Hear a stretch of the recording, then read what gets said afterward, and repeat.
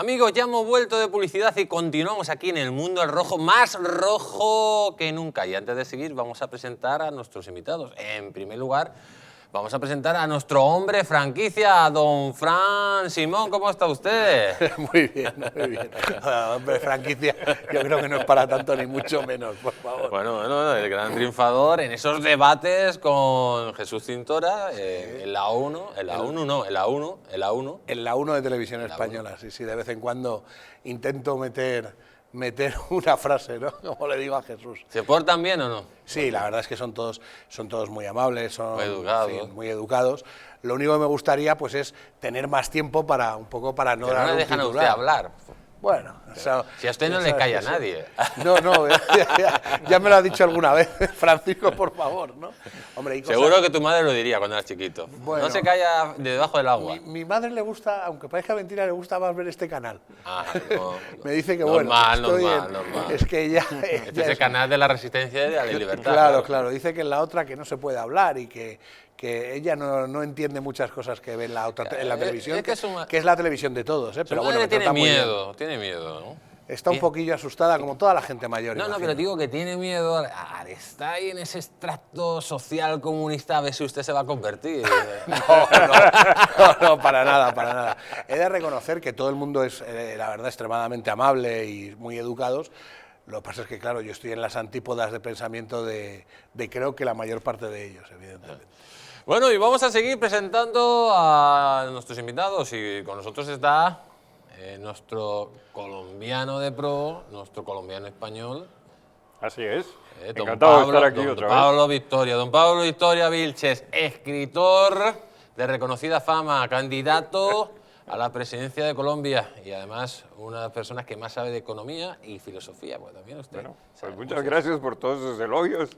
No es para tanto tampoco. Pero nos han dicho que usted tiene un problema ahora que no le llega, que no está escribiendo libros, que no tiene fluidez en los libros y nosotros tenemos la solución para eso. A ver, ¿cuál? Pues le hemos traído este lapicero qué bueno. para que usted pueda escribir con mayor fluidez porque sus seguidores están esperando el siguiente libro. Se me está yendo la musa. No, pero ¿sabes qué? Estoy estudiando la guerra de Cuba con Estados Unidos. Estados Unidos. Y usted, ya que está, ¿qué haría usted con ese lapicero? Hombre, firmar la guerra de Cuba. Pero no digo, con algún miembro del gobierno de España, ¿qué es lo que haría? Partirle la punta. Bueno. Para no firmar nada. Porque no me fío de nada con este gobierno. Pues amigos, están escuchando a nuestro querido Pablo Victoria. Y antes de seguir, mira, aquí tenemos una joya única, en exclusiva, que está vendiendo joyas históricas. Estamos hablando del collar de la reina más importante de la historia universal, de la madre de España, de Isabel la Católica. Amigos, ya tenemos la joya de la mujer más poderosa de la cristiandad, la madre que forjó una gran nación, España. Los sueños de la reina Isabel, plasmados en un tesoro único. Joyas históricas presenta el collar de Isabel la Católica, una réplica exacta de la joya de la reina más importante de la historia universal, el collar que enamoró a Isabel la Católica y con el que se descubrió un nuevo mundo, ahora puede ser tuyo, la joya que evoca la fuerza de una mujer que fue capaz de concebir la nación más poderosa del mundo. Siente el poder de una reina con el collar de Isabel la Católica, un diseño de alta joyería que simboliza lo que nunca acaba, la gloria de una nación como España. Llama ahora mismo al 973-0101, amigos, y esta joya única que vende en exclusiva, joyas históricas, amigos, puede ser suya. Y para estas Navidades, el regalo perfecto para Reyes, ya saben, para su mujer, para sus hijas, para sus sobrinas y para todo aquel que quiera ser una reina. Y vamos a seguir, amigos, porque ya tenemos una noticia que ya es preocupante. Ya tenemos a los comunistas en su grado sumo. Estamos hablando de la siguiente noticia. La prohibición de los desahucios es una expropiación de la vivienda. Hasta tiene justo y precio. Atención a esta noticia. Máxima tensión entre los propietarios por el decreto ley que va a prohibir los desahucios de viviendas en España. El Ejecutivo lo ha aprobado el pasado martes en Consejo de Ministros después de varias semanas de desavenencias entre los representantes de los socialistas y los comunistas que forman parte del Gobierno. Compensar a los dueños de los pisos, si esa compensación va a incluir a las grandes tenedoras de viviendas o prohibir también los cortes de suministros en los domicilios, han sido los puntos que más fricción han causado entre ambos partidos. Las batallas internas de los ministerios de Derechos Sociales, Transición Ecológica o Movilidad y Agenda Urbana han ido copando los titulares de la prensa en los últimos días, mientras que la incertidumbre, la inquietud, se propaga entre los propietarios de los inmuebles. ¿Hasta cuándo no podrán echar al inquilino que no pague el alquiler o la hipoteca? ¿Cómo se va a proporcionar la famosa alternativa habitacional? ¿Qué requisitos se establecerán para declarar a una persona vulnerable? Esas son las preguntas que se están haciendo todos los propietarios de alquileres, amigos. Y la inestabilidad jurídica de este país ya llega al grado máximo. Esta gentuza va a hacer que el alquiler suba de forma desproporcional porque, amigos, la gente va a tener miedo, a no ser que contrate a renta, como hemos dicho antes. Pero para hablar de este tema, tenemos al otro lado de Sky a don Fernando Martínez Dalmau. Buenas noches, don Fernando, ¿cómo está usted? Pues muy buenas noches. Ya pasadas algunas fiestas y espero que las hayan pasado también bien ustedes y vosotros también que estáis en el plató.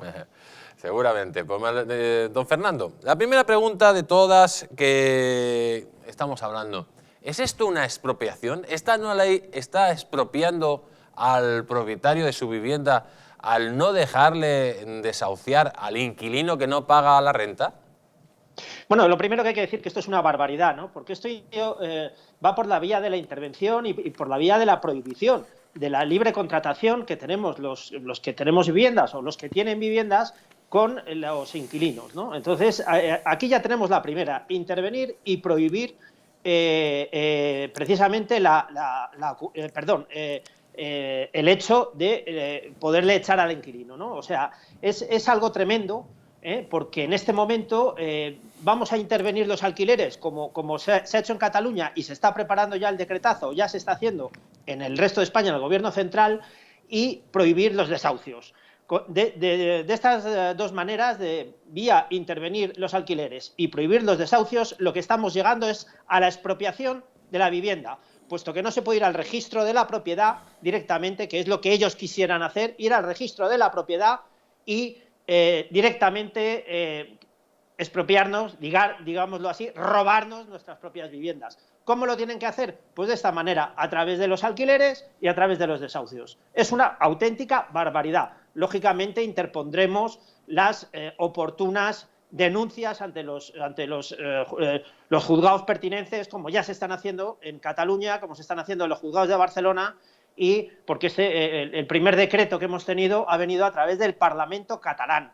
Y a partir de ahí ha saltado al Parlamento Nacional vía Podemos, vía estos señores que nos quieren ya intervenir directamente la propia y libre contratación tanto de la persona que vaya a intervenir en la vivienda como del propietario, ¿no? Don Fernando, ¿se está legalizando la ocupación? Claro, totalmente, porque aquí hay una serie de cuestiones fundamentales. Lo primero, estamos hablando de que esto es una propiedad privada que se rige bajo una contratación con una persona que va a entrar en ese piso y que se rige bajo ese contrato y bajo la ley que existe producida por el gobierno, ¿no? Entonces, aquí, ¿qué es lo que nos estamos encontrando? Pues que es una ocupación en todos los órdenes. ¿Por qué? ¿Por qué es una ocupación? Porque se está expropiando temporalmente el dominio. ¿Qué quiere decir esto? El dominio es el nuestro, es el que tenemos el derecho sobre nuestras propiedades. Ese es el dominio. Y se está expropiando temporalmente, ¿por qué? Porque se está diciendo que primero se prohíben los desahucios. Bien, se prohíben los desahucios, pero aquí se está perjudicando al propietario. Y el propietario, en este sentido, ¿en qué se está perjudicando? Pues que en este momento no va a cobrar unas rentas que en este momento. Pero ellos nos dicen que sí, que evidentemente, que va a haber un índice de referencia y que va a haber un precio medio de la vivienda. Cuando en el mejor de los casos a lo mejor ni nos ponemos ya de acuerdo en eso, en el índice de referencia y en el precio medio de la vivienda, puesto que es una potestad nuestra el pactar libremente el precio con la persona que va a entrar en alquiler en esa vivienda. Eso para empezar a hablar, puesto que es un contrato privado lo que estamos haciendo. Esto es un contrato privado que tenemos el derecho a la libre contratación con esta persona. Y segundo, ese índice de referencia y ese precio medio de la vivienda que quieren ellos intervenir, repito, intervenir, ¿quién lo dicta? ¿Cómo lo dictan? ¿En virtud a qué lo dictan? Porque dos viviendas, como pueden ser, en mis casos, dos viviendas pueden ser con los mismos metros en la misma finca y son desiguales, porque las terminaciones son diferentes. Con lo cual, estamos interviniendo, estamos ejecutando directamente ese dominio. Estamos expropiando temporalmente el dominio que es una vivienda. Don Fernando Martínez Dalmau, muchísimas gracias por sus palabras. Un fuerte abrazo. Un fuerte abrazo y espero que hayáis pasado buenas fiestas y bueno, en fin, lo que nos quede, pues que no sigamos y que luchemos contra toda esta gente que lo que quiere a nosotros es intervenir, prohibir y acabar con nuestras libertades. Le vemos el día 31. Contamos con usted. Pues os espero y felices fiestas y a defender lo nuestro. Venga, a defender lo nuestro, que es evidente. Esto es una más de esta gente, pero esto ya a las claras. Bueno, estamos hablando, ¿se acuerda cuando llegaba el gorila rojo y decía, exprópiese? Pues ahora, claro, exprópiese la vivienda porque ahora va a venir un señor que no cumple el contrato y va a estar en su vivienda sin pagar nada porque el gobierno defiende la ocupación.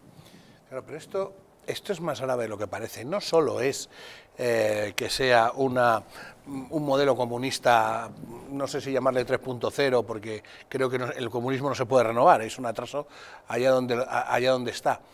Pero sí que está claro que esto es una falta de función y un default del Estado.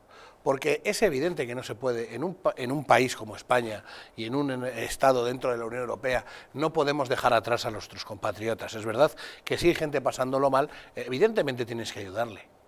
Pero estos comunistas no son ellos los que lo hacen. Delegan en la propiedad privada y en todos nosotros para, oye, no, como yo soy un inútil y no puedo dar soluciones habitacionales a aquel que tiene problemas, que como gobierno tendría que tener una solución habitacional para aquellas familias que tienen problemas. No es normal desde ningún punto de vista dejar a una madre o un hijo tirados en la calle, evidentemente, para eso está el gobierno, pero el gobierno está para darle soluciones habitacionales, no para expropiar a aquellos que tenemos casas o aquellos que tienen casas para regalárselas a ellos a costa del trabajo nuestro. Para derivar el problema que tiene el gobierno en la carga del ciudadano. Efectivamente, otra vez más. O sea, otra vez más. Esto es socialismo y comunismo en el Estado pleno. Es decir, ellos no son capaces de hacer absolutamente nada, no son capaces de resolver un problema. ¿A quién le trasladan el problema? Siempre a las clases medias. Porque esto no es un tema de las clases altas, ni de los fondos de inversión que tienen muchísimo dinero, no. Esto va en contra de aquella persona, pues como decía Fernando, yo tengo una casa, o he heredado una de mis padres, o tengo un par de casas que he hecho un ahorrito toda mi vida, y de repente me veo en una situación jurídica desastrosa. Pero ¿quién va a venir a este país a invertir una sola peseta si la inestabilidad jurídica es salvaje? Ya no solo en las casas, en todos los campos. O sea, dejación de funciones por parte del gobierno, traslada la carga de la responsabilidad suya a los ciudadanos y encima va a destrozar el mercado de la vivienda. Totalmente. Y encima va a destrozar también la inversión extranjera en España. O sea, estamos yendo camino, pero la autopista hemos metido la sexta marcha, camino de ser una Venezuela 2, lo tengo claro. ¿Usted, don Pablo, está de acuerdo en que se expropie las viviendas? No, claro que no, y me parece que esto va a tener consecuencias sumamente graves, no solamente para las clases medias, sino también para las clases altas, para los fondos, para todo el mundo que haya invertido en propiedad inmobiliaria.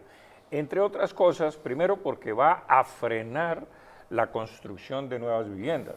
En segundo lugar, porque es una expropiación monda y lironda y, como tú bien lo dices, una falta de seguridad jurídica que ningún país resiste, porque los países pueden resistir las conmociones internas, las externas, pueden resistir todo eso, pero los países no pueden resistir la falta de justicia. Eso sí es un problema gravísimo, porque entre otras cosas, finalmente la gente se hará justicia por sus propios medios, por fuera de la justicia, digamos, institucional. Ese es un problema. Pero adicionalmente, como ustedes bien lo han mencionado, esta es una expropiación, pero es solamente el principio, porque vendrán otras expropiaciones. Y esto seguirá haciendo carrera en España, porque si este gobierno dura los próximos 3 años, como algunos creen que tiene fuelle para durar 3 años, creo que en 3 años este país estará destruido completamente. Pues están escuchando, amigos, a nuestros invitados, pero ahora tenemos que hablar de esto porque es una aberración más del gobierno socialcomunista, pero es muy importante lo que ha pasado esta semana. O sea, el primer ministro de Marruecos reclama a las claras la soberanía de 2 ciudades españolas.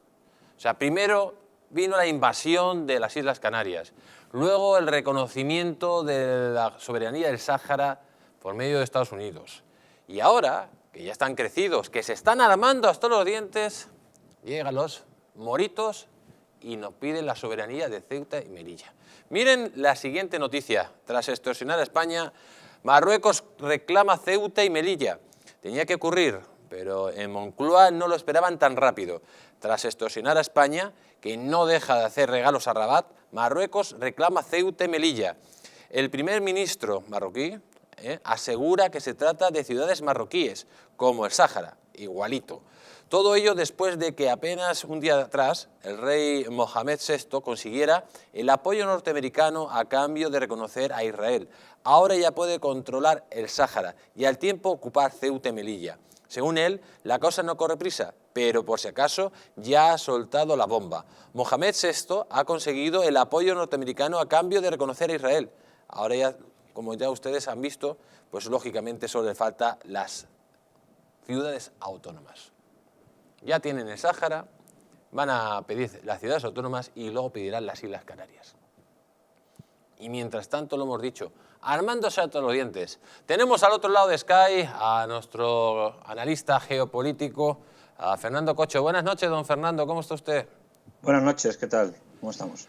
La semana pasada hablamos a las claras, después del reconocimiento de la soberanía del Sáhara por parte de Estados Unidos hacia Marruecos, y decíamos lo siguiente es Ceuta y Melilla, y una semana siguiente ya tenemos una reivindicación clara de Ceuta y Melilla. Esto es evidente que es un proceso, que no tiene prisa el rey Moro, pero es un proceso, primero, de meternos una quinta columna aquí en España, con una inmigración ilegal brutal, ya también una parte de inmigración legal brutal, que son leales al rey de Marruecos, y lógicamente una inestabilidad política en España brutal que le pone a Marruecos en una situación premium para quedarse con las 2 ciudades.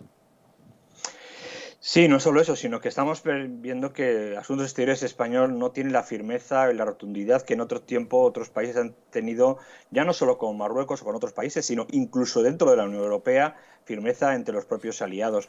Si no tenemos un punto de visión estratégica, ya no se trata de que consigan o no consigan más o menos llamar la atención, significa que ante la negativa o la no acción por parte de Asuntos Exteriores español y el apoyo, no olvidemos que el apoyo de Estados Unidos implica el veto en cualquier acción de la ONU, por tanto estamos vendidos, significaría que nos damos prisa en responder de manera diplomática, pero fuertemente a Marruecos, o Marruecos en cuestión de tiempo dirá que Asturias también es Marruecos. O sea, es complicado. Y si no actuamos rápidamente, con energía diplomática y con apoyos diplomáticos, veremos como Francia nos quita el territorio, Estados Unidos nos quita el territorio, nos quita las inversiones, todo porque no supimos posicionarnos en su momento. Fernando, y además estamos viendo que Marruecos esto no se lo toma muy en serio. O sea, cuando hablan estos progres que Marruecos no, Marruecos ya cogió y de forma ilegal se apropió del Sáhara.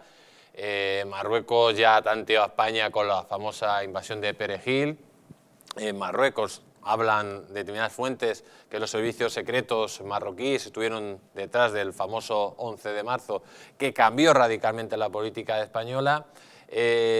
Marruecos sabe que es el momento de actuar y aparte se está armando hasta los dientes y está siendo armado por la mayor potencia militar que hay sobre la tierra, que son los Estados Unidos de América.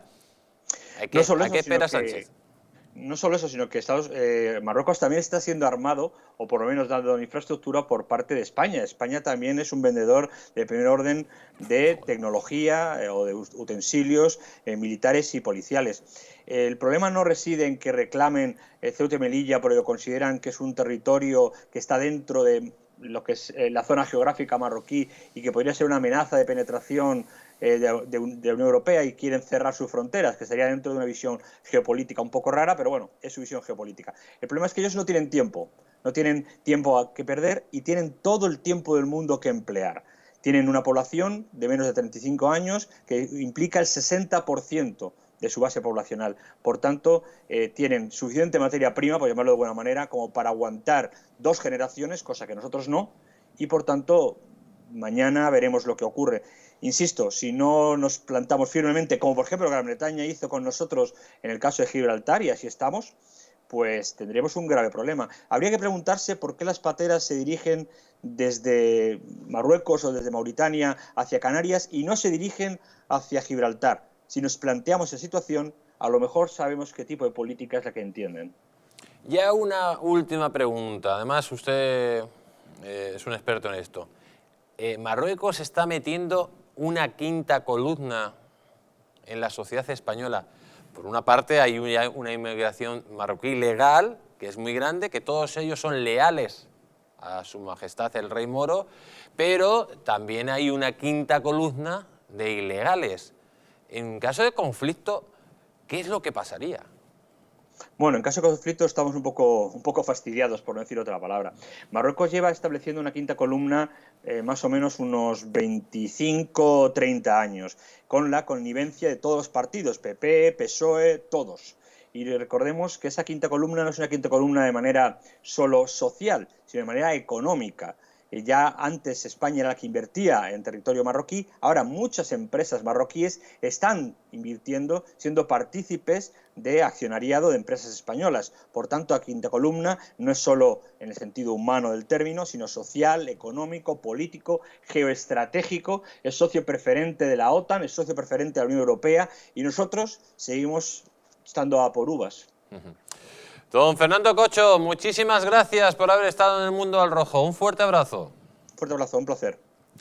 Y don Fran Simón, lo decíamos al final de la primera parte, Sánchez nos ha prometido el oro y el moro, y al final nos ha traído... El moro, pero por todos lados. Nos lo trae muy bien. Hombre, esto es, otra vez más, todo lo que toquemos va a ser un desastre de gestión. Y esto no es más que otro desastre de gestión. Yo le quiero recordar a los telespectadores que mucho antes de que existiera Marruecos ya estábamos nosotros allí y existía Ceuta y Melilla. Esto que les quede claro a la gente. Aquí, Ceuta y Melilla no se han hecho de hoy para la mañana, se le ha quitado a Marruecos ni nada de eso. No. Todo eso que le puedan ustedes escuchar de gobiernos socialcomunistas es mentira. Ceuta y Melilla son ciudades españolas desde mucho antes que existiera lo que se llama el Reino de Marruecos, que no es más que una dictadura islamista pues disfrazada. Claro, tenemos un problema grave. Cuando tu diplomacia no funciona, cuando tu país no funciona, cuando encima el enemigo, porque vamos a decirlo, las palabras son así, el enemigo tiene un acuerdo de libre comercio con los Estados Unidos y nosotros nos plegamos a todo aquello que nos manda ese enemigo, pues mal vamos. Yo no solo te recuerdo esto, sino te recuerdo que que Marruecos quiere anexionarse aguas que son españolas, se las quiere anexionar. ¿Por qué? Pues porque debajo sabe que hay unos grandes yacimientos de cosas que necesitamos para los móviles, por ejemplo. O sea, aquí ya, aparte de la geopolítica, está el negocio propio de este dictador. Y yo creo que a los dictadores hay que tratarlos como tales, sin ningún tipo de complejos. Me da igual que sean de izquierdas, me da igual que sean islamistas, no, hay que darles duro. O sea, nosotros no podemos hacerle el juego a un dictador cuando le estamos regalando 150 todoterrenos, le estamos regalando 90 millones de euros, les estamos regalando un montón de cosas que no está España precisamente para regalar a un tercero. España está para que esta gente vea lo que son las colas del hambre y a lo mejor pongan a disposición de todos aquellos que quieren ayudar a los españoles que tienen hambre, comida, antes de que le esté dando a estos moros todo lo que piden por no sé qué chantaje, porque no les vale de nada. Se ríen, otra vez más, se ríen del Estado español. Y el Estado español, no solo son ellos, somos nosotros. A mí me afecta cuando las Islas Canarias estás hablando con un alemán o con un inglés que viven de eso y le llaman la nueva Lampedusa. Y te dicen, hombre, vamos a ver, Francisco, ¿cómo pretendes que yo vaya a veranear a un sitio donde en los hoteles que yo voy, que pago un dineral, tienen metido inmigrantes ilegales? Inmigración ilegal, ojo con esto. Y a mí que me diga alguien quién está a favor de la inmigración ilegal, porque ya tiene delito. No solo eso, o sea, el acoso y el derribo hacia el Estado español, ¿pero esto qué es? ¿Pero esto qué es? O sea, ¿hasta dónde vamos a aguantar? ¿Cuál es la capacidad que tiene esta gente de autodestruir su propio Estado? Esto es absurdo. Entonces, yo creo que la falta de... Entiendo que estos tontos, porque no se llaman de otra manera, se creen que sus socios tienen que ser, pues eso, Chávez, Cuba, Venezuela, probablemente, vamos, ni los chinos, porque es que pasan de ellos, ¿no? Pero hombre, yo creo que la responsabilidad del Estado, la responsabilidad propia del Estado, es mantener la integridad del mismo. Eso es una cosa fundamental para cualquier nación del mundo. Y la obligación, te guste o no, es hablar con Estados Unidos e impedir que pasen todas estas cosas. Y si no sabes, vete, no pasa nada. Don Pablo. Bueno, yo he venido estudiando el tema de qué suscita una guerra y qué mantiene la paz entre los países, y he llegado a una conclusión. La paz se sustenta en 3 columnas fundamentales. El prestigio nacional, el statu quo y el equilibrio del poder. Si una de esas columnas se rompe, sobreviene el conflicto, sobreviene la guerra. Y en este momento estamos viendo que el equilibrio del poder se está desequilibrando con el rearme de Marruecos. Y eso comienza ya a amenazar la tranquilidad entre las dos naciones.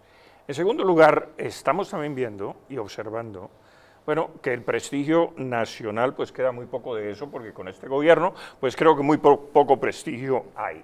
Y en tercer lugar, el statu quo se está viendo alterado con la expansión marítima de Marruecos hacia las Islas Canarias.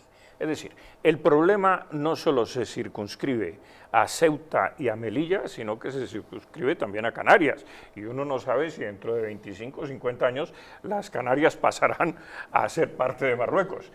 Pero en este momento, pues evidentemente esa ambición territorial por poseer, tomarse a Ceuta y a Melilla, pues creo que está no solamente desequilibrando el poder con el rearme, sino también alterando el statu quo, y puede sobrevenir un conflicto internacional que no sé si el señor Sánchez está preparado para afrontarlo, pero valdría la pena hacer un colofón de esto. Y es que, ¿por qué no mandan a todas estas machorras antimachistas, que vayan a pelear, a las feminazis, que vayan a pelear contra los soldados marroquíes? Porque estoy seguro que como ellos, los islamistas, respetan tanto a las mujeres, saldrán corriendo para que no haya violencia machista. Y entonces ganamos la guerra rápidamente. ¿Sabes cómo las feminazis intentarían acabar con el ejército marroquí? A base de los piojos que les lanzarían. Que vayan a combatir ellas y defiendan España. Claro, desde luego, mirad, yo pues ahora nos reímos, pero yo que hablo, fijaros que yo hablo con gente que está en Canarias y están en auténticos desesperados. Están desesperados, viven del turismo, ellos saben que no hay turismo, la inseguridad se ha disparado.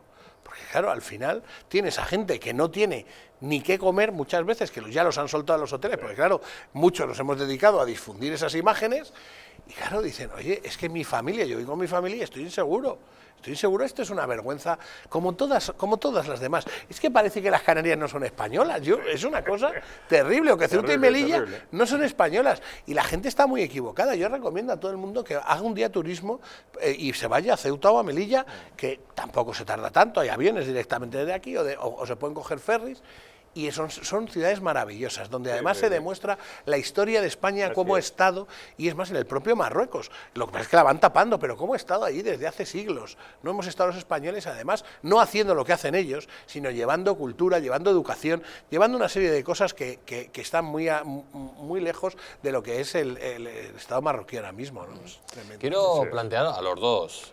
Tenemos claramente una quinta columna, una parte de la población que ya lleva ahí segunda, incluso tercera generación de marroquíes, que muchos de ellos ya están nacionalizados, ya son españoles, pero que bueno, mantienen esa lealtad al rey de Marruecos, que es evidente. O sea, ellos, aunque hayan jurado la Constitución, la juran al estilo como los independentistas, un poco así. Y luego tenemos otra quinta columna que está entrando a marchas forzadas de ilegales. Y además Marruecos los está metiendo de forma ya brutal. Dicen incluso que si son militares, gente que ha salido de la cárcel, etc. En el caso que hubiera un conflicto militar con Marruecos, que ya vimos un conato muy claro con lo de la isla Perejil, porque eso fue de nuevo una invasión de territorio español, ¿qué es lo que pasaría con esta quinta columna? ¿Cómo podríamos gestionar todo esto con un país tan débil, con una población que está cochinada, básicamente, que está en el buenismo? Porque ya lo hemos visto en el pasado. En el pasado Felipe III tuvo que coger a los moriscos y expulsarlos porque eran una quinta columna del Imperio turco. ¿Cómo se puede gestionar con una democracia tan débil como la española todo eso si se produce un conflicto? Pues hombre, yo creo que mal. El último ejemplo de esto, siempre lo pongo entre Cuba y Estados Unidos. No sé si os acordáis, cuando Fidel abrió las cárceles y mandó un montón de cubanos a Estados Unidos. De esa ola salió algo que, por ejemplo, en Estados Unidos, el mayor narcotraficante de la historia americana, que fue Tony Montana, salió de ahí. Y eso, hubo ciudades y estados, por ejemplo, el estado de Florida, donde se instaló además la mafia, tardó muchos años, en quitarse todo eso de encima. O sea, esto es muy grave. No solo estamos hablando ya de la invasión, sino del destrozo social que te pueden provocar viniendo aquí esta gente. Y esto no es el primero que se le ocurre a Marruecos, evidentemente, ya lo has hablado tú a lo largo de la historia, pero yo estoy ciertamente preocupado, de verdad, porque nadie lo para, nadie lo vigila, y cuando nos salte esto en las manos y nos explote, la solución ¿cuál va a ser? Tú has dicho antes una cosa que me ha parecido importante, es que al final, si de esas tres propuestas que tú entiendes como liberal, que estoy absolutamente de acuerdo, claro, es que se nos van dos de ellas para empezar. Entonces, la gente, la clase media española, los trabajadores, al final llega un día que se van a cansar. ¿Y eso a qué radica? A la violencia. O sea, si a ti asaltan a tu mujer o a tu hijo una vez, otra vez y otra vez, y encima no tienes que comer, al final, ¿qué haces? De verdad, hay que ver esto con franca preocupación, ojo, como lo están viendo desde Europa, pero también es cierto que desde Europa han dicho, si España es un lastre, nosotros soltamos lastre. España no es una economía rescatable como Portugal o Irlanda, ojo con todas estas cosas. Y aquí se está haciendo y se está formando la tormenta perfecta. Comunismo, están viniendo islamistas, en fin, aquí esto, ojo con lo que nos viene encima. Aparte, si hubiera un conflicto, ni Ceuta y Melilla está dentro del plan de defensa de la OTAN. ¿No? Si ataca Marruecos a Ceuta y Melilla, no intervendría la OTAN, que esto es muy importante, ¿no? Eso es muy importante, pero además hay que tener otra consideración, que es paradójica, y es que si los musulmanes que viven en Ceuta y en Melilla se alinean con el rey de Marruecos, pues casi que estarían llamando a la miseria que ellos mismos tendrían, porque pues evidentemente es un reino pues miserable, realmente pues el nivel de pobreza en Marruecos es muy grande y ellos estarían llamando la pobreza, pero eso en tiempos normales, pero como la economía española también está destruida y ha sido destruida por este gobierno, pues creo que les va a dar lo mismo estar a favor del rey de Marruecos, porque van a cambiar hambre por hambre y les va a dar lo mismo. Y casi que sería preferible con el rey de Marruecos aliarse que con este sátrapa que tenemos aquí en España. O sea, ese es uno de los problemas. Y va a haber una guerra civil en ese caso. En ese caso, esos marroquíes, aliados o pagando tributo, por lo menos ideológico, al rey de Marruecos, pues se alzarían contra las autoridades españolas y lo que tendríamos es una guerra formal y una guerra civil interna. Pues amigos, palabras muy serias lo que estamos aquí viendo, es algo muy preocupante, pero que está ahí, a las puertas. ¿Se acuerda cuando le decíamos el peligro de un gobierno socialcomunista? Ya lo tenemos dentro. ¿Se acuerda lo que decíamos la semana pasada? Que Marruecos, lo decíamos la semana pasada en este programa, sin ni más ni menos. Marruecos, una vez que ya tiene asegurada la soberanía y reconocida por Estados Unidos la soberanía de Sáhara, iría por Ceuta y Melilla. Pues ahí lo tienen. Ahí lo tienen. Y Pedro Sánchez a por uvas. Vamos a seguir, amigos, vamos a seguir porque hay que hablar de esta noticia. Sánchez y la pandemia. Este gran editorial del Es Diario dice una mezcla de caos, negligencia, falsedades y errores. Por tercera vez desde marzo, las decisiones del gobierno o la falta de ellas disparan los estragos de la pandemia y elevan el sufrimiento sanitario y económico ya insoportable. La tardanza del gobierno en suspender los vuelos con el Reino Unido, 24 horas más tarde que la mayoría de los países de Europa, resume en enésimo caso generado por Sánchez en la gestión de la pandemia, jalonando pues una consecución de episodios que se pueden resumir en errores, negligencias y falsedades.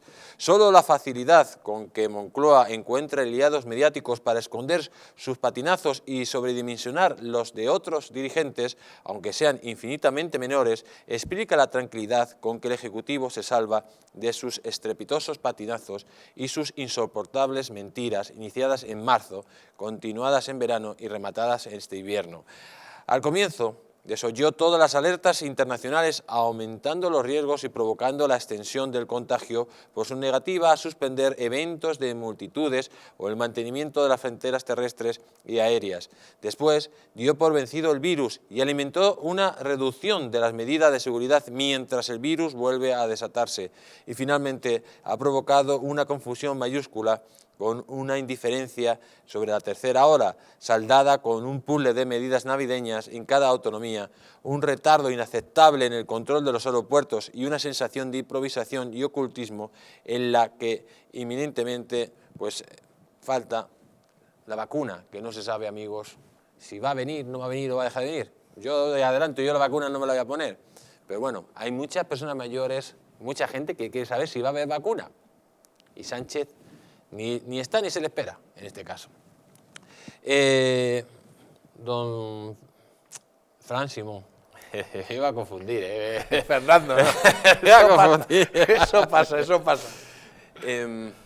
Todo esto, lo llevamos hablando desde el principio, este señor, o sea, es una vergüenza que los medios de comunicación, después del mayor desastre a la hora de gestionar una pandemia, siga tan pancho. Incluso las encuestas dicen que no pierde ningún escaño, sino que incluso ganaría a uno que otro, a costa de Podemos, es verdad, pero ¿cómo es posible que la gente en España esté tan acochinada, en el sentido de que está viendo una realidad que es totalmente contradictoria con la que le dicen los medios de comunicación y con lo que dice el gobierno, y aún así se dejan guiar como si fueran ganado?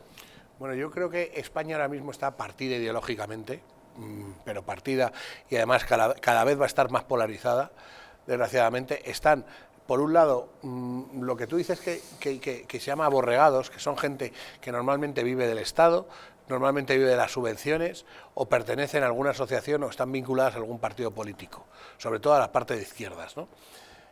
Yo te quiero recordar un número que es escalofriante, que esto los economistas creo que lo estudiamos y lo vamos viendo, pero la gente no es consciente. Ahora mismo más del 50% de la población trabajan directamente para el Estado y el resto somos los que trabajamos para mantener eso.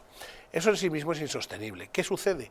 Que si ese menos del 50% de la población, que son los que dicen nos tenemos que echar a la calle, te empiezas a echar a la calle de manera sistemática, oye, es que no comes. Es que no comes. Yo la ventaja que tengo, si vivo del asociacionismo, como viven todos los parásitos que están al lado de la gente de Podemos, es que hagan lo que hagan, mañana por la mañana se levantan y van a tener su sueldo. Si se van a protestar o si les mandan a ciertos sitios a protestar, van a tener su sueldo. A mí me decían, por ejemplo, con el tema del Zendal, a mí me decían médicos y enfermeras, que además uno de ellos está trabajando ahora mismo ahí, dice, oye, mira, vamos a ver, nosotros no somos de los sindicatos, allí no habrá habido más de 50, 100 personas protestando, la sanidad madrileña la componen 83.000 personas, y han ido 100, han salido en todos los telediarios. ¿Dónde estaban los otros? Trabajando. ¿Qué pasa? ¿Estamos aborregados? Pues probablemente. Yo no te digo que haya mucha gente que no está aborregada y que tenemos que estar dando la lucha en cada una de las trincheras. Yo cuando me decías, hablábamos de la 1, oye, me dejen hablar 30 segundos o me dejen hablar 15 minutos, ahí voy a estar, porque si una sola persona soy capaz de que vea lo que está pasando, pues mira, ya hemos ganado la batalla. Yo no me creo las estadísticas y el CIS y todo esto, no me lo creo para nada. Yo lo que me creo es que va a pasar probablemente, como pasó en su momento con Galicia, en las últimas elecciones, que Podemos ha desaparecido. Lo que pasa es que la ingeniería política, hay una parte que conlleva el hecho de saber qué pregunto, a quién pregunto, cómo pregunto y por dónde. Piensa que los medios de comunicación son todos los suyos. Yo, exceptuando este canal y poca cosa más, pues tú lo dices, es que somos la resistencia. No hay nadie que discrepe de una manera lógica y sensata. O sea, yo el otro día, por decirte ejemplos, ¿no? Veía el País decía que hay un problema en Estados Unidos con los presidentes y vamos a ver si gana. Lo decía el País el otro día. Aquí se han hecho especiales sobre eso informando a la gente. Entonces dices, la gente está mal informada. Hemos pasado una pandemia que han chutado un montón de dinero a la gente en televisión, diciendo y haciendo creer al pueblo que teníamos que hacer bollos, pan y salir a aplaudir, cuando la gente se estaba muriendo. O sea, a mí, volviendo a lo del Zendal y a todo el aborregamiento me gustaría que preguntasen a cualquier persona de estas, oiga, ¿prefieren que estén los cadáveres afinados en un pasillo o que tengamos un hospital? No con esto quiero defender a Isabel Díaz Ayuso ni su gestión, que puedo ser muy crítico con ella, pero desde luego tenemos un grave problema porque la sociedad civil está dormida, pero es que la sociedad civil está dormida porque la parte que puede protestar está trabajando. Señor Victoria, hablando ya de esto, sabe que ha habido prácticamente más de 20 querellas y 30 denuncias presentadas contra Pedro Sánchez, que el Tribunal Supremo ha dicho, las ha pasado, digamos, a tribunales inferiores para que vayan investigándolo. ¿Cree que alguna de estas denuncias con el sistema judicial actual terminará afectando al Gobierno y exigiéndole alguna sentencia a responsabilidades jurídicas por esta gestión, vamos a decir, prácticamente o presuntamente criminal? Bueno, yo tengo serias dudas sobre lo que está ocurriendo en el sistema judicial español, que está prácticamente cooptado por el Gobierno. Sin embargo, pensaría que todavía hay unos jueces y magistrados independientes que le podrían dar curso a estas querellas. Pero también me alienta lo que creo va a suceder en Cataluña, y es que la derecha va a tener un serio resurgimiento en Cataluña, pienso yo, y que eso va a auspiciar, por lo menos, que uno de los partidos de derecha, Vox en este caso, podría comenzar a ganar muchos adeptos. Y desde ese punto de vista, pues yo pensaría que el Gobierno comenzaría a tambalear respecto de las próximas elecciones, que creo yo y espero que no vayan a durar 3 años a 3 años vista. Ojalá esto se precipite más rápidamente, o de lo contrario el sistema judicial estará destruido, como acabará destruyéndose toda la economía española. Pues están escuchando a nuestros invitados y vamos a seguir, amigos, porque ha pasado de puntillas y tenemos que hablarlo, ¿no?, de la eutanasia, de la ley de la eutanasia. Vamos a leer la siguiente noticia. Dicen especialistas en cuidados paliativos que la ley de eutanasia es simplista. La Sociedad Española de Cuidados Paliativos y la Asociación Española de Enfermería en Cuidados Paliativos han criticado que la ley de eutanasia tenga por objeto exclusivo la elección del momento de la muerte como factor único a la hora de valorar la dignidad del momento de la muerte. Desde la postura que venimos manteniendo de respeto absoluto a todas las opiniones y sensibilidades individuales que existen en relación con este debate, consideramos que es sumamente simplista reducir el derecho a morir con dignidad al objeto de esta ley. señalan en un comunicado en el que defienden que la dignidad al final de la vida abarca mucho más que la posibilidad de decidir cuándo se quiere morir. A su juicio, el concepto de dignidad al final de la vida es mucho más complejo y debería tener en cuenta no solo el cuándo, sino también el dónde se quiere morir, con quién y cómo. No es posible hablar de atención digna ni de muerte digna cuando no está garantizado que las personas puedan decidir dónde, cómo y con quién quieren morir, solo cuando, subrayan. Bueno, pues ahí tienen ustedes, amigos, otra más de esta gente, otra más. No era suficiente que murieran miles de ancianos en las residencias, que los dejaran morir como los dejaron morir, que ahora encima ya quieren lanzar esta ley, que es muy claro. O sea, si uno está en su plena conciencia, es muy difícil que diga que le quieren matar. Pero cuando uno está en una situación que en su conciencia ya ni siquiera tiene prácticamente voluntad, pues seguramente que aprovecharán muchos para matar muchísimos ancianos. Don Fránsimo, ¿qué opinas de todo esto? Pues vamos a ver, es una barbaridad hablar de muerte asistida en los términos en los que se habla en este país. Y me explico. Yo personalmente, católico, y que he vivido una situación espantosa en mi familia con esto, hay veces que uno se lo plantea, si es verdad, se lo plantea, de verdad, porque es una cosa dolorosísima. Pero también me planteo una cosa, y yo he tenido la suerte, gracias a Dios, de poder a esa persona que le han podido asistir con todos los medios habidos y por haber. Está poniendo, otra vez más, está poniendo el gobierno encima de la mesa a toda esa gente que hay, médicos, enfermeras, ayudantes, asistentes, familiares, todos los medios para que la gente viva de una manera digna. Es que el debate a lo mejor hay que cambiarlo, no es morir de una manera digna, es hacer que vivan de una manera digna, y no como pasa, que como no tienen medios los abandonan, y las familias se sienten superadas, porque es que hay veces que te supera, o sea, cuando tú no puedes mover a la gente, no puedes comunicarte con él, eso te supera, pero se ha puesto, el gobierno pone un equipo de psicólogos, un equipo de psiquiatras, un equipo, eso sí, para hacer una asociación, para que canten los perritos de las narices, sí. Ahora, si tú tienes un problema con un familiar, ni siquiera vas a tener una ayuda de verdad decente. Hasta que en este país no entendamos que la vida de todos, es primordial, y vayamos con el de la mano, con estas personas y con estas familias de la mano, lo demás huelga, lo demás es absurdo, es hacer política, pues hacer política absurda y estúpida, como hace esta gente, nada más. Permítame que voy a unir esto de la eutanasia, amigos, con un hecho que también pasa desapercibido. Estamos hablando de un holocausto que se está produciendo en España. Pues está acabando con la población nativa. Ahí tienen la noticia.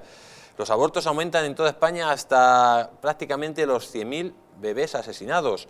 España destina casi 10 veces más por año a abortos que al cuidado prenatal. 34 millones de euros a financiar el aborto por año y 3,6 millones a la mujer embarazada. Cada día hay un promedio de 300 abortos en España. Cada año alrededor de unos 100.000 menores son abortados en España, que en la última década asciende a más de 1 millón. Existe un desamparo legal para esos menores que genera un impacto social. Además, todo esto hay que unirle la baja natalidad, que es un problema que ya forma parte del debate político, una tendencia que se mantiene desde hace varios años. Mueren más personas de las que nacen y cada vez hay menos mujeres en edad fértil. Esto causa un impacto no solo para el presente, sino para el futuro, ya que peligra el sistema de pensiones. Voy a recordarles unos datos. Los abortos aumentaron en total en España hasta los 990.149, en comparación con el año pasado, que fueron 95.917. Atención, ha aumentado los abortos un 3,7% desde que los socialcomunistas están en el poder. Quería unirle, yo creo que va unido todo un poco, y es ese relativismo, que está todo vale, y la eutanasia va unido un poco con el aborto, ¿no? O sea, la vida no vale, al principio no vale la vida, y al final, ya que la persona ha dejado todo lo que tenía que dejar para ayudar, tampoco vale. Esto es un poco casi como al estilo lo que quería hacer un tal Adolfo Hitler, de marcar esas pautas. Solo eres útil si cumples unos requisitos de raza, etcétera, que en breve van a hacer lo mismo un poquito con los niños que tienen problemas al nacer, ¿no? Porque esta gente va por ese lado. La humanidad va a desaparecer en todos los sentidos, ¿no? Bueno, a mí me parece que lo que estamos presenciando es una especie de trasvase de la dignidad de la vida hacia la dignidad de la muerte. Y entonces yo la única dignidad de la muerte que podría reconocer, lato sensu, sería morir por la patria. Ahí hay una dignidad importante, por ejemplo, pero lo otro es una contradicción en términos, porque lo único que tiene dignidad es la vida humana, ¿no? Y en el caso del aborto, pues uno se pone a pensar, pero a ver, los adultos podemos recurrir a un abogado, a un letrado para que nos defienda. ¿A quién recurre un bebé en el vientre de su madre? Si no es inclusive a la propia naturaleza de la madre, porque uno podría, por ejemplo, decir, mire, que un padre maltrate a un niño o lo mate, pues sí, es terrible, pero que una madre lo haga es todavía más espantoso, porque de la mujer no se espera una cosa de esas. Entre otras razones, porque lo que ella está haciendo no es eliminando un cuerpo ajeno. Ella no tiene derecho, no tiene derecho a su propio cuerpo, porque lo que está eliminando es un cuerpo ajeno. Y entonces uno se pregunta... Para aclararlo esto, claro, o sea, no se está quitando un grano, no se está quitando no se un está grano, cortando un brazo, por sino supuesto, que está quitándose la vida a un tercero. Exactamente, que es su hijo, lo cual es la mayor aberración, el mayor crimen que un ser humano puede cometer, sobre todo una mujer. Sobre todo una mujer, mucho más terrible que un hombre, ¿no? Pero lo otro es la situación jurídica de si un hombre tiene derecho a reclamarle a la mujer que no lo haga. El marido, por ejemplo, o el amante, la pareja, en fin. Porque aquí hay unos derechos contrapuestos. El derecho del hombre a tener el hijo, el derecho supuesto de la madre a no quererlo, y el derecho del bebé que no tiene a quién apelar, que no hay una corte constitucional o suprema que lo impida y lo proteja. Es decir, esto es diabólico, es lo único que se me ocurre decir, absolutamente diabólico, y vamos hacia una cultura de la muerte, hacia una sociedad de la muerte y no de la vida. Y esto es una... Además, tú fíjate, esto es un problema ya de ingeniería social. Sí, claro. De ingeniería social que yo dudo que aquí haya mucha gente también, hay gente de derechas que defiende estas cosas, y yo les digo siempre una cosa, digo, vamos a ver, ¿qué tal si pusiéramos los mismos recursos para ayudar a la vida que para matar la vida? Me explico. Oiga, usted sabe la cantidad de, y se lo digo, la cantidad de personas en España que estarían encantadas de poder adoptar niños. Sí. ¿Qué tal si les ofrecemos a las madres simplemente que el Estado les ofrezca diferentes soluciones? Esto es un tema Pero de además dinero. los requisitos, Oiga, los requisitos mire para usted, adoptar, claro, los requisitos para adoptar un niño son mucho mayores que los requisitos para abortarlo. Claro, es tremendo. No, pero muchas familias de España que se tienen que ir al extranjero a adoptar niños. Claro, claro. Pero mire usted, si yo le ofrezco, y otra vez más volvemos a lo mismo, usted es libre de hacer lo que quiera, venga, vamos a basarnos en la sociedad de la libertad. Ahora bien, nos vamos a basar en esa sociedad de la libertad siempre y cuando usted conozca y tenga el amparo total para tomar esa decisión. Me explico. Usted, señora, no le va a faltar comida, no le va a faltar una vivienda, no le va a faltar apoyo, ni psicológico, porque entiendo que una mujer cuando piensa, vamos, es que no me entra en la cabeza, pero tiene que estar muy mal de la cabeza para pensar eso. Eso es lo que yo pienso, con lo cual necesitará apoyo psicológico y apoyo psiquiátrico, apoyo familiar, necesitará tener una estabilidad. O sea, que lo que usted propone es que los 40 millones o 50 o 60 o todos los millones que se están metiendo para promocionar el aborto y para incitar el aborto en las mujeres, que ese dinero se invirtiera en las mujeres, en la vida, en las mujeres que se están pensando tener hijos, pues ayudarlas con casas, claro, con una ayuda, con un sueldo, etcétera.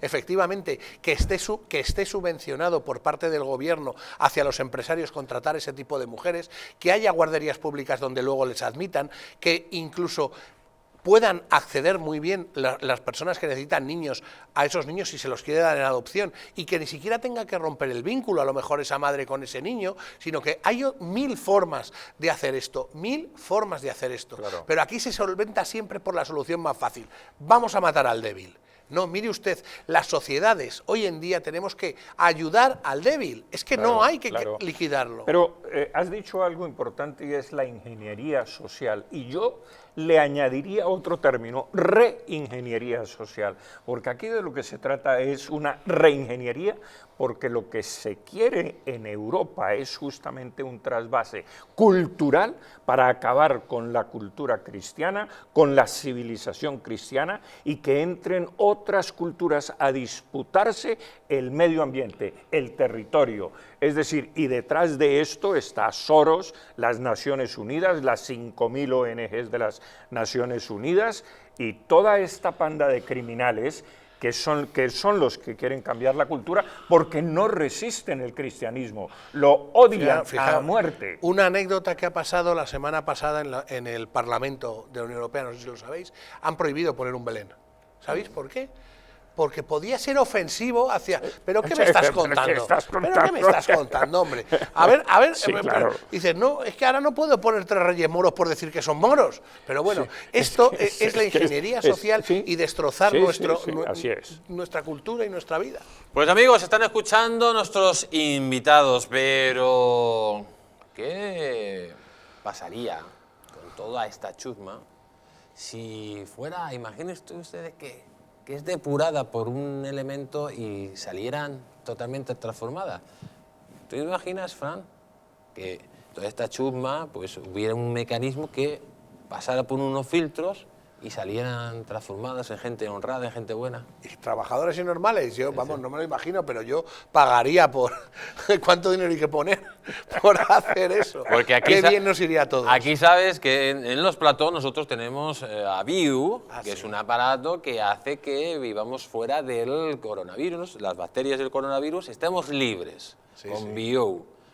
Y lógicamente eso hace que, pues, por ejemplo, don Pablo Victoria pues esté más joven que nunca, usted pues sea nuestro hombre franquicia, y amigos, ustedes pues lógicamente si quieren estar viviendo unas fiestas, unas navidades fuera de bacterias y de coronavirus, y puedan juntarse todos los familiares cumpliendo lógicamente las normas, pero además sabiendo que no se van a poder contagiar porque el aire está limpio, escuchen el siguiente mensaje.